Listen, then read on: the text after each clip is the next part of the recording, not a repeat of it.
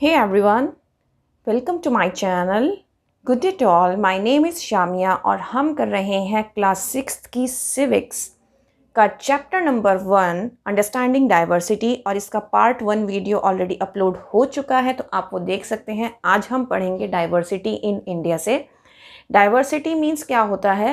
Diversity means जब बहुत अलग अलग तरह के लोग एक जगह पर रहते हैं। जैसे कि सबका रिलीजन अलग है, लेकिन हम कहाँ रह रहे हैं? इंडिया में रह रहे हैं। इंडिया में आपको सब तरह का रिलीजन मिलेगा, हिंदू, मुस्लिम, सिख, ईसाई, आपस में हैं भाई भाई जैसे कि हम कहते हैं। तो ये क्या है? ये इंडिया का कल्चर है कि यहाँ पर डाइवर्सिटी होने के बाद भी यूनिटी है। ठीक है, तो डाइवर्सिटी मीन्स जहाँ पर अलग अलग जाति के, धर्म के लोग रहते हैं। India is a country of many diversities. We speak different languages, have various types of food, celebrate different festivals, practice different religions. But actually, if you think about it, we do many things that are similar, except that we do them in different ways.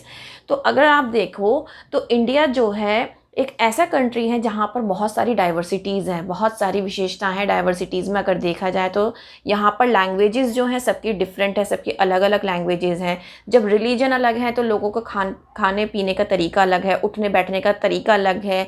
दूसरी बात ये, जो celebrations होते हैं, festivals जो होते हैं, वो भी कई तरीके के फेस्टिवल्स हैं, लेकिन हम सभी को मिलजुल कर क्या करते हैं? सेलिब्रेट करते हैं।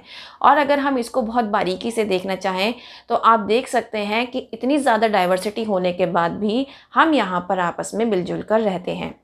Now how do we explain diversity? अब आप डाइवर्सिटी को एक्सप्लेन कैसे कर सकते हो? A little more than 200 years ago or long before the train, aeroplane, bus or car became a part of our lives, people traveled from one part of the world to another in ships, on horses, on camels or on foot. अगर देखा जाए 200 साल पहले की बात है ये, या कुछ सालों पहले की बात अगर हम करें, तो जो लोग थे वो कैसे करते थे? ट्रैवलिंग कैसे होती थी? भाई हॉर्सेस पे जाते थे। अगर उनको पानी के जहाज़ से जाना पड़ता था तो पानी के जहाज़ से जाते थे, लेकिन उसके लिए भी उन्हें इंतज़ार करना होता था, क्योंकि वो हवा पे डिपेंडेंट होता था। पानी का जहाज़ जिस तरफ की हवा चल रही है उसी तरफ वो मूव करता था।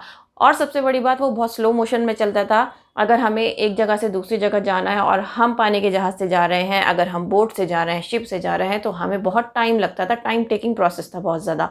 हॉर्सेस से लोग जाते थे, पहले बुलक कार्ट्स होती थी, उससे लोग जाते थे, क्योंकि उस टाइम पे ना ही ट्रेन्स थी, ना ही बसेस थी, कार्स थी, अपना कोई व्हीकल यूज़ नहीं होता था। सब लोग एक पब्लिक ट्रांसपोर्ट यूज़ करते थे और सबके लिए कॉमन होता था। आज के टाइम में ऐसा नहीं है। आज के टाइम में आपको ट्रेन्स भी मिल रही हैं, एरोप्लेन्स भी हैं, बसेस भी हैं, कार भी हैं, इवन आप लोगों के पास अपनी प्राइवेट कार्स भी हैं। और अगर आप ऑर्डर भी करना चाहें, किसी को हायर भी करना चाहें, वो भी आप कर सकते हैं। नाउअडेज आप पैसा फेंको तमाशा देखो वाला हिसाब है, तो पहले ऐसा नहीं था। Often they went in search of new lands or new places to settle in or for people to trade with. And because it took so long to travel, once they got to a place, people stayed there often for a long time. अब भाई जब एक जगह से दूसरी जगह जा रहे हैं, किसी ज़मीन को देखने या फिर कोई चीज़ खरीदने के लिए जा रहे हैं या फिर ट्रेडिंग के लिए जा रहे हैं, मतलब सामान अपना बिजनेस बढ़ाने के लिए जा रहे हैं, तो लोग क्या करते थे भाई? जब इतना लंबा सफ़र तय करके आते थे, पहले के टाइम की बात बता रही हूँ, तो जब इतना लंबा सफ़र तय करके आते थे तो क्या करते थे? वो उसी जगह कुछ टाइम के लिए ठहरते थे कि भाई जब हम इतना लंबा सफ़र करके आए हैं तो अब यहाँ पर ठहरेंगे, यहाँ के लोगों को देखेंगे, उनका मिजाज देखेंगे, किस तरीके से वो लोग बिज़नेस करते हैं, इस चीज़ को देखेंगे। और फिर उस चीज़ को सब कुछ अच्छे से चेक करने के बाद वो लोग वापस जाते थे। अब वापस जाने का मतलब ये है कि अब उनको कंफर्म हो गया था कि भाई उनको बिज़नेस करना है या नहीं करना है, क्योंकि वो उतने टाइम पीरियड में वो जब रहते थे तो वो सबको एग्जामिन करते थे, सब मॉनिटर करते थे कि कौन किस तरीके से बिज़नेस कर रहा है। अगर देखा जाए तो उस टाइम के हिसाब से वो जो प्रोसेस था वो बहुत अच्छा था, क्योंकि जल्दी से लोग धोखा नहीं दे सकते थे। लेकिन आज के टाइम में क्या है? फ्रॉड सिस्टम बहुत ज़्यादा हो गया, फ्रॉडिंग बहुत ज़्यादा हो गई। आज के टाइम में आपको हर जगह फ्रॉड मिलेगा। Once they got to a place, people stayed there often for a long time. Many others left their homes because they were famines and drought, and they could not get enough to eat. Some went in search of work, while others left because there was a war. तो इस तरीके से क्या होता था? कई बार बहुत ज़्यादा सूखा पड़ गया या फिर बहुत ज़्यादा बाढ़ आ गई, तब लोग चले जाते थे एक जगह से दूसरी जगह। या फिर आपको खाने के लिए नहीं मिल रहा है, जब ड्रॉट आ गया है, तब क्या होता था? लोग एक जगह से दूसरी जगह चले जाते थे, जहाँ पर उन्हें काम मिल सके, जहाँ पर उन्हें खाने को मिल सके, जहाँ पर उन्हें छत मिल सके, रहने की जगह मिल सके। Sometimes, as they began to make their homes in new places, people began to change a little, and at other times they managed to do things in the old ways. अब भाई लोगों ने एक जगह से दूसरी जगह मूव करना शुरू किया, तो अपने घर भी बनाने शुरू किए। भाई दूसरी प्लेसेस पर जा रहे हैं तो ऐसे तो रहेंगे नहीं, तो उन्होंने अपने घर भी बनाए। जब इस तरीके से चेंजेस आने लगे तो उन्होंने जो पुराने तरीके थे उनको मैनेज करना स्टार्ट किया। So their languages, food, music, religion became a mixture of the old and the new and out of the intermixing of cultures. अब भाई जब इतना चेंजेस आ रहे हैं, एक जगह से दूसरी जगह जा रहे हैं, जब दूसरे प्लेस पर जा रहे हो तो आपको सेम चीज़ तो मिलेगी नहीं, है ना।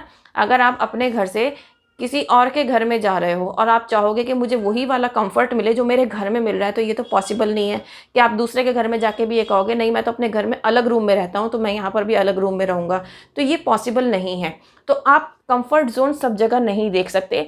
Same case with these people. अगर आप इन लोगों को देखो तो इन्होंने क्या किया, एक जगह से दूसरी जगह मूव किया। इन्होंने अपना कल्चर छोड़ा उस टाइम पे उन्होंने अपना कस्टम छोड़ा जहाँ पर वो रह रहे थे। अपने उस कस्टम और कल्चर को लेकर वो आगे किसी और प्लेस पर गए, वहाँ पर उन्होंने अपना घर बनाया और वहाँ के लोगों के साथ घुल मिल गए, और वहाँ पे जितने भी लोग रहते थे उनके साथ उन्होंने एक रिलेशनशिप बनाया और उनके साथ क्या किया, सेलिब्रेट किया सब कुछ। जैसे कि उनकी जो फेस्टिवल्स होते थे उनके साथ उनमें उन्होंने खुशियाँ बांटी। तो इस तरीके से क्या हुआ, एक मिक्सचर आ गया रिलीजन का, ओल्ड और न्यू का। ठीक है, मतलब हर तरीके से जो पुराना और नया जो लैंग्वेजेस थी, फूड था, म्यूज़िक था, रिलीजन था, इसका एक मिक्सचर तैयार हो गया। ठीक है, और कुछ कल्चर ऐसे थे जो नए थे, कुछ कल्चर ऐसे थे जो पुराने थे, पुराने लोग जो रीति रिवाज थे वो मानते थे। तो इस तरीके से ये जो एक हिस्ट्री थी वो चलती आ रही थी।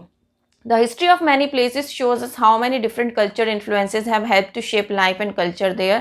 अगर हम हिस्ट्री देखें कुछ जगहों की तो हमें पता चलेगा कि किस तरीके से अलग अलग कल्चर इन्फ्लुएंस करते थे कि किस तरीके से हम अपनी लाइफ को सेटल करें। Thus regions became very diverse because of their unique histories. तो इसी वजह से हर जगह की एक अलग यूनिकनेस है। अगर आप राजस्थान में जाओगे आपको वहाँ की कोई ना कोई स्पेशलिटी आपको अलग मिलेगी। ठीक है, अगर आप यूपी की साइड जाओगे तो यूपी साइड में आपको जो वहाँ की स्पेशलिटी होगी वो वहाँ मिलेगी।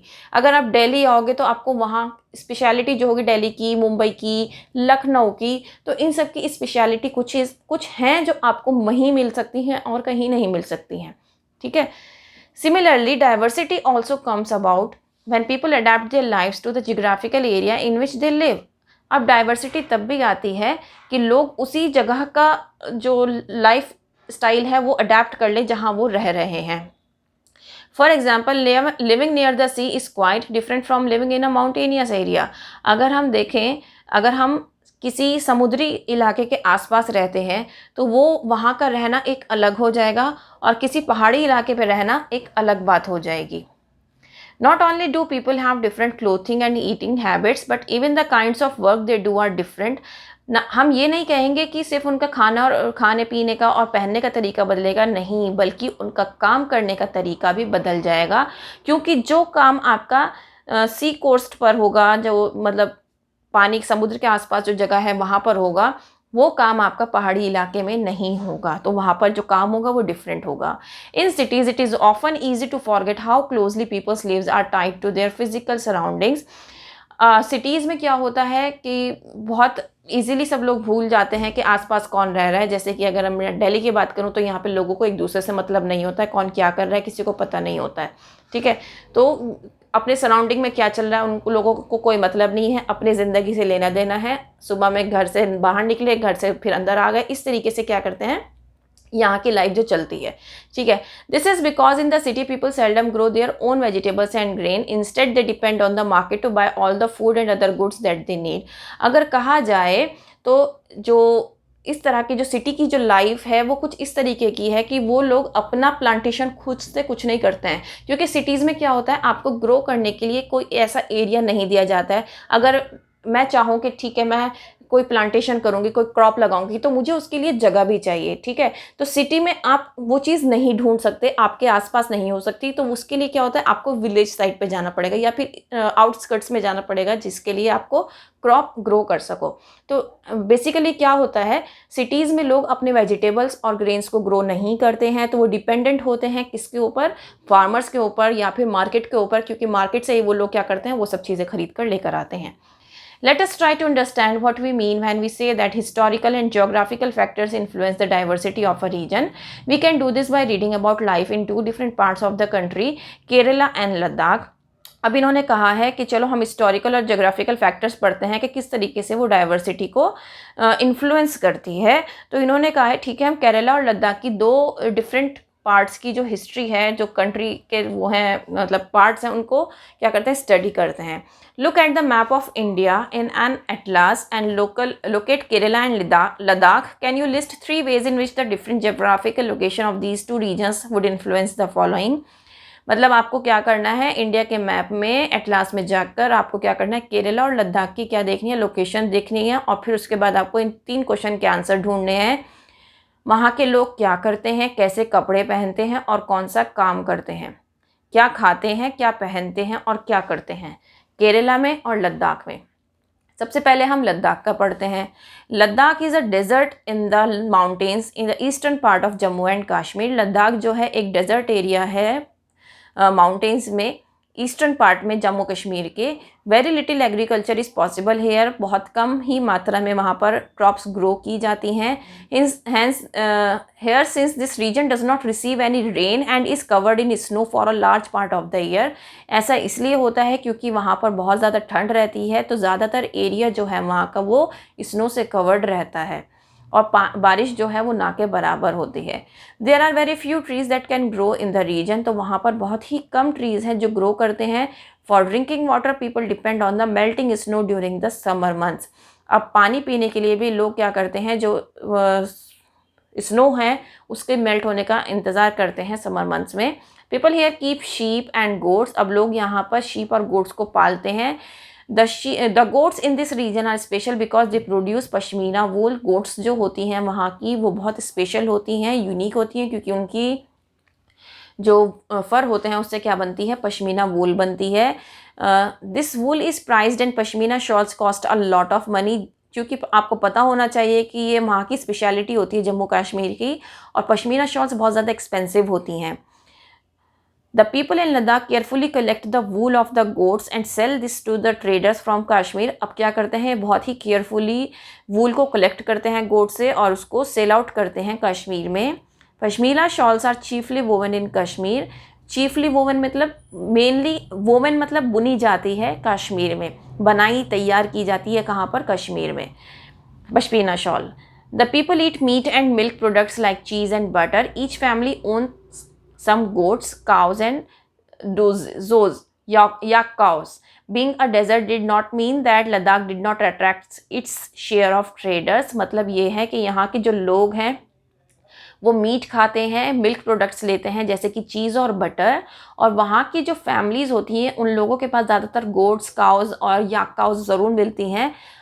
हम कह सकते हैं कि ये डेजर्ट एरिया है, लेकिन इसका मतलब ये नहीं है कि ट्रेडिंग पॉसिबल नहीं है। वहाँ पर ट्रेडर्स भी बहुत ज़्यादा अट्रैक्ट होते हैं, क्योंकि ये बहुत ही अच्छा कंसिडर किया जाता है कि वहाँ का जो ट्रेड रूट है वो बहुत अच्छा है, और वहाँ के जो पासेस हैं वो बहुत अच्छे हैं। Through which caravans travel to what is today called Tibet. जो कि कैरावंस जो थे वहाँ पे वो ट्रैवल करते थे, जिसको आज के टाइम में हम क्या कहते हैं, तिब्बत कहते हैं। These caravans carry textiles and spices, raw silk and carpets. अब ये जो कैरावंस होते हैं ये क्या, इसके अंदर क्या होता है, कपड़े होते हैं, टेक्सटाइल्स होते हैं, स्पाइसेस होती हैं, मसाले होते हैं, रॉ सिल्क होता है, सिल्क और कारपेट्स वहाँ पर होते हैं। अगर आपको मालूम हो तो वहाँ के जो कारपेट्स होते हैं कश्मीर के वो भी बहुत ही खूबसूरत होते हैं, अगर आपने देखे होंगे तो।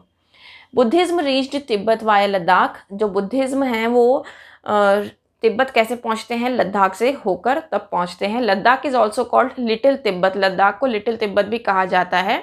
इस्लाम was introduced in this region more than 400 years ago. इस्लाम जो है मतलब वहाँ पर कब इंट्रोड्यूस किया गया, ज़्यादा से ज़्यादा 400 साल पहले की बात है कि वहाँ पर इस्लाम को इंट्रोड्यूस करा दिया गया। And there is a significant Muslim population, मतलब वहाँ पर मुस्लिम पॉपुलेशन अच्छी खासी है। Ladakh has a very rich oral tradition of songs and poem, वहाँ पर एक ये ट्रेडिशन है सॉन्ग्स एंड पोएम का। Local versions of the Tibetan national epic the Kesar saga are performed and sung by both Muslims and Buddhist. Local versions जो है वो एक नेशनल एपिक है केसर सागा, जो कि वहाँ के मुस्लिम्स और बुद्धिस्ट मिलकर परफॉर्म करते हैं, सॉन्ग को गाते हैं। Kerala is a state in the south west corner of India, जो केरला है वो साउथ वेस्ट कॉर्नर में है इंडिया के। It is surrounded by the sea on one side and hills on the other. अगर हम केरला की बात करें तो केरला में एक तरफ तो सी है, एक तरफ पानी पानी है, और एक तरफ आपको क्या मिलेंगे, हिल्स मिलेंगे। A number of spices like pepper, cloves, cardamoms are grown on the hills. अब हिल्स पर कौन सी क्रॉप्स होती हैं, स्पाइसेस होते हैं वहाँ पर, पेपर, क्लोव्स और कार्डमम्स, मतलब सिया मिर्च जो गोल वाली काली मिर्च होती है, और आपने क्लोव्स देखे होंगे, और कार्डमम्स इलायची, तो ये क्या करते हैं, ये हिल्स पर क्या होती हैं, ग्रो की जाती हैं। क्लोव्स मीन्स होते हैं लॉन्ग। It is spices that made this region 2000 years ago this region an attractive place for trader. इसी की वजह से क्या है, ये बहुत ज़्यादा अट्रैक्टिव है ट्रेडर्स के लिए। Jewish and Arab traders were the first to come here. Jewish और अरब ट्रेडर्स थे वो पहले थे जो लोग यहाँ पर आए थे। The apostle of Christ Saint Thomas is believe to have come here nearly 2000 years ago. जो सेंट थॉमस थे वो ये कहा जाता है 2000 साल पहले आए थे। He is credited with bringing Christianity to India, और उन्होंने क्या किया था, इंडिया में क्रिश्चियनिटी लेकर आए थे। Many Arab traders also came and settled down here. बहुत सारे ट्रेडर्स थे अरब के जो आए और वहाँ पर सेट हो गए। Ibn Battuta who travelled here a little less than 700 years ago. Ibn Battuta जो थे वो 700 ईयर्स अगो यहाँ पर उन्होंने ट्रैवल किया था। And wrote a travel log in which he describes the lives of Muslims and says that they were a highly respected community. और उन्होंने एक ट्रेवल लॉग लिखा था, एक बुक लिखी थी ट्रेवल लॉग। उसमें क्या हुआ था, उन्होंने बताया था कि मुस्लिम्स जो हैं वो बहुत ही रिस्पेक्टेड कम्युनिटी है, बहुत ही हाईली रिस्पेक्टेड कम्युनिटी है वहाँ की। The Portuguese discovered the sea route to India from Europe when Vasco da Gama landed with his ship here. अब पोर्चुगीज़ ने क्या किया, उन्होंने एक सी रूट निकाला इंडिया के लिए यूरोप से, जब वास्को डी गामा ने वहाँ पर शिप लेकर आए। Because of all these various historical influences people in Kerala practice different religion such as Judaism, Islam, Christianity, Hinduism and Buddhism. इसी वजह से वहाँ पर अलग अलग तरह के क्या हैं, प्रैक्टिस की जाती है रिलीजन्स की। The fishing nets used here look exactly like the Chinese fishing nets and are called चीना वाला। अब वहाँ की जो फिशिंग नेट्स होती हैं केरला की, वो बिल्कुल इस तरीके से होती हैं जैसे चाइनीज़ फिशिंग नेट्स होती हैं, और उसको क्या कहा जाता है, चीना वाला कहा जाता है। Even the utensils used for frying is called the चीना चत्ती। अब जो वहाँ के फ्राई करने के लिए, फ़िश को फ्राई करने के लिए जो यूटेंसिल्स यूज़ होते हैं वो चीना चत्ती कहा जाता है। And is believe that the word Cheen could have come from China. और ये मतलब माना जाता है कि ये जो चीन लफ्ज़ आया है, चीन वर्ड जो आया है, वो चाइना से ही इन्होंने इजाद किया है। The fertile land and climate are suited to growing rice and a majority of people here eat rice, fish and vegetables. वहाँ की जो लैंड है वो बहुत ज़्यादा फर्टाइल है, और इसी वजह से वहाँ पर जो राइस की क्रॉप है वो बहुत अच्छी ग्रो होती है। राइस के लिए बहुत अच्छा क्लाइमेट है वहाँ का, और बहुत फर्टाइल लैंड है, जिसकी वजह से वहाँ की जो राइस की फसल है वो बहुत अच्छी ग्रो होती है। और मेजॉरिटी ऑफ पीपल वहाँ पे क्या करते हैं, राइस खाते हैं, फ़िश खाते हैं और वेजिटेबल्स खाते हैं। While Kerala and Ladakh are quite different in terms of their geographical features. अगर हम जोग्राफिकल फीचर्स की बात करें तो ये बहुत ज़्यादा डिफरेंट है अपने आप से। The history of both regions has seem similar cultural influences. अगर हम कल्चरल इन्फ्लुएंसेस को देखें तो वो दोनों सेम दिख रहे हैं, लेकिन both regions were influenced by Chinese and Arab traders. दोनों जो रीजन्स हैं वो चाइनीज़ और अरब ट्रेडर्स से क्या हैं, इन्फ्लुएंस्ड हुए हुए हैं। It was the geography of Kerala which allowed for the cultivation of spices and the special geographical location of Ladakh and its food that drew traders to these regions। ये geography है केरला की कि जिसकी वजह से वहाँ पर cultivation होता है स्पाइसेस का, और लद्दाख में वूल होती है जो कि ट्रेडर्स को अट्रैक्ट करती है। This history and geography are often tied in the cultural life of a region. तो हम कह सकते हैं कि ज्योग्राफी और हिस्ट्री जो है वो कल्चरल लाइफ को कहीं ना कहीं बांध कर रखती है। The influence of diverse culture is not merely a thing of the past. अगर हम मतलब दोनों का कल्चर अगर देखा जाए, केरला और लद्दाख का, वो बहुत डाइवर्स है, लेकिन our present lives are all about moving from place to place for work, and with each move our cultural traditions and way of life slowly become part of the new place we are in. अगर हम past से लेकर अब तक की बात करें तो पास्ट में जितना डिफरेंस था, अब हम क्या करते हैं, हम जहाँ पर भी मूव करते हैं तो हम उस प्लेस की जिस तरीके से वहाँ पर रहते हैं लोग, उस प्लेस की चीज़ों को अपना लेते हैं और उसी कल्चर और ट्रेडिशन को लेकर हम क्या करते हैं, उस एरिया का पार्ट बन जाते हैं और वहाँ के नए प्लेस में हम आराम से अडेप्ट कर पाते हैं। Similarly in our own neighbourhoods we live close to people from several communities. अगर हम अपने आसपास देखें तो हमारे आसपास भी बहुत अलग अलग तरह के लोग रहते हैं। Our daily lives are about the ways in which we do things together and hear stories about each others lives, customs and traditions. और हम आसपास सुनते भी हैं कि इनके घर में इस तरीके का ट्रेडिशन है, हमारे घर में इस तरीके का ट्रेडिशन है, क्योंकि यहाँ पर हर तरह के लोग अलग अलग रीजन से, अलग अलग रिलीजन से रहते हैं। Next one is unity in diversity. India's diversity has always been recognized as a source of its strength. India की जो डाइवर्सिटी हमेशा रिकॉग्नाइज की गई है उसकी स्ट्रेंथ की वजह से, क्योंकि डाइवर्स होने के बाद भी यूनिटी है, अनेकता में भी एकता है। When the British ruled India, जब ब्रिटिश रूल कर रही थी इंडिया पे, तो वुमेन और मैन जो थे वो सब अलग अलग कल्चर, रिलीजन और रीजनल बैकग्राउंड से थे, लेकिन वो सभी एक जगह आए, इकट्ठे हुए और किसका अपोज किया, उन्होंने ब्रिटिश गवर्नमेंट का अपोज किया। India's freedom movement had thousands of people of different backgrounds in it. जो इंडिया का मूवमेंट था किस लिए था, वो कि स्वदेशी मूवमेंट जो था, जिसमें उन्होंने कहा था गांधी जी ने कि भाई इन ब्रिटिशर्स को बाहर करो, तो उसमें क्या थे, बहुत सारे जो लोग थे वो सब अलग ही बैकग्राउंड से थे। ऐसा नहीं कह सकते कि किसी एक बैकग्राउंड का, किसी एक रिलीजन के लोग वहाँ पर मौजूद थे। जब उन्होंने जॉइंट एक्शन लिया, सब लोगों ने मिलकर काम किया, तब क्या हुआ, इन लोगों ने ब्रिटिशर्स को बाहर निकाला और आज़ादी पाई। और उन्होंने बहुत अलग अलग तरीके से ब्रिटिश गवर्नमेंट को क्या किया, अपोज किया। Interestingly the British thought they could divide Indians because they were so different and then continued to rule them. Britishers ने ये सोचा था कि वो इंडियंस को डिवाइड कर देंगे और फिर उसके बाद क्या करेंगे, इनके ऊपर रूल करेंगे, लेकिन लोगों ने ऐसा होने नहीं दिया। वो अलग अलग रिलीजन से थे, सब कुछ था, लेकिन उन्होंने यूनाइट होकर, एक साथ होकर, एकजुट होकर ब्रिटिशर्स का सामना किया और उनके अगेंस्ट एक बैटल स्टार्ट कर दी, जो कि वॉर जो थी ये स्टार्ट हुई। This song was sung after the Jallianwala Bagh मैसेकेयर।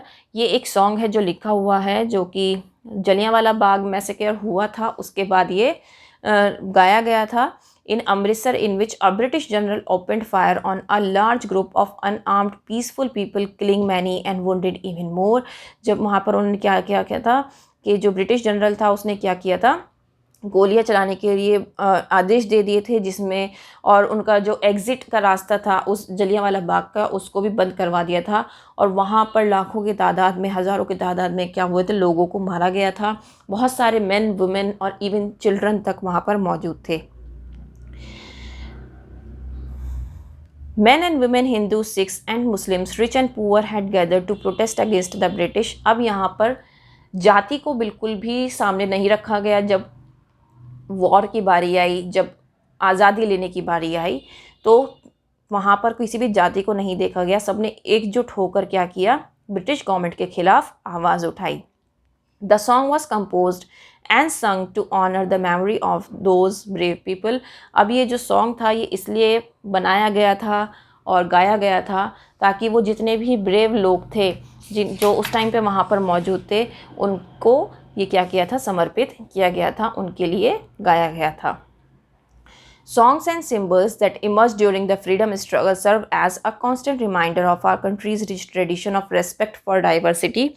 अब ये जो सॉन्ग्स और सिंबल हैं ये हमें दिखाते हैं, ये दर्शाते हैं कि किस तरीके से लोग क्या करते हैं, एक दूसरे की बहुत ज़्यादा रेस्पेक्ट करते हैं। इतनी डाइवर्स रिलीजन होने के बाद, इतनी डाइवर्सिटी होने के बाद कि भाई यहाँ पर रिलीजन भी सबका अलग है, सब लोग अलग अलग रिलीजन से हैं, उसके बाद भी क्या करते हैं, एक दूसरे को रिस्पेक्ट करते हैं। तो ये चीज़ दर्शाती है इस चीज़ को। Do you know the story of the Indian flag? आपको इंडियन फ्लैग की स्टोरी पता है, इंडियन फ्लैग की? It was use as a symbol of protest against the British by people everywhere. जब प्रोटेस्ट चल रहा था, वॉर चल रही थी कि भाई हम ब्रिटिशर गवर्नमेंट को जो हटाना चाहते हैं, हम ब्रिटिशर्स को नहीं चाहते, हम उनके अंडर काम नहीं करना चाहते, तो उस टाइम पर इस ही सिंबल को क्या किया जा रहा था, यूज़ किया जा रहा था। नेशनल फ्लैग जो था, इसी सिंबल को यूज़ किया जा रहा था, सब लोग इसी सिंबल को यूज़ कर रहे थे। In his book the discovery of India, Jawaharlal Nehru says that Indian unity is not something imposed from the outside, but rather it was something deeper and within its fold. अब एक बुक थी जवाहरलाल नेहरू की, the discovery of India. उन्होंने उसमें कहा था कि India की जो एकता है वो किसी बाहर, कहीं से बाहर से नहीं आती, वो उन लोगों के अंदर ही है। The widest tolerance of belief and custom was practised and every variety acknowledged and even encouraged. अब उन्होंने कहा था कि ये सब इंसानों के, मतलब जो यहाँ के लोग हैं, इंडियंस हैं, उनके अंदर ही है, क्योंकि वो बहुत ज़्यादा टॉलरेट करते हैं, बिलीफ है, उनका अपना कस्टम है, और उसको वो प्रैक्टिस भी करते हैं और एक्नॉलेज करते हैं। It was Nehru who coined the phrase unity in diversity to describe the country. वो नेहरू ही थे, वो जवाहरलाल नेहरू ही थे जिन्होंने ये एक फ्रेज़ दिया था, यूनिटी इन डाइवर्सिटी, मतलब कि अनेकता में भी एकता है। और उन्होंने इस बात को कहते हुए दर्शाया था कि हमारी जो कंट्री है वो अनेक उसमें है, यहाँ पर अनेक तरह के लोग रहते हैं, यहाँ पर अलग अलग जाति के, धर्म के लोग रहते हैं, लेकिन तब भी हम सब में एकता है। ये बोलते हुए उन्होंने ब्रिटिश गवर्नमेंट को ये एक फ्रेज़ दिया था, उनके सामने ये बताया था और अपनी कंट्री को डिस्क्राइब किया था। तो इस तरीके से ये वाला जो चैप्टर है आपका, ये कंप्लीट हो जाता है, फर्स्ट चैप्टर। इसकी वर्कशीट मैं बहुत जल्दी अपलोड करूँगी। फिर मिलते हैं एक नई वीडियो में, तब तक के लिए थैंक यू।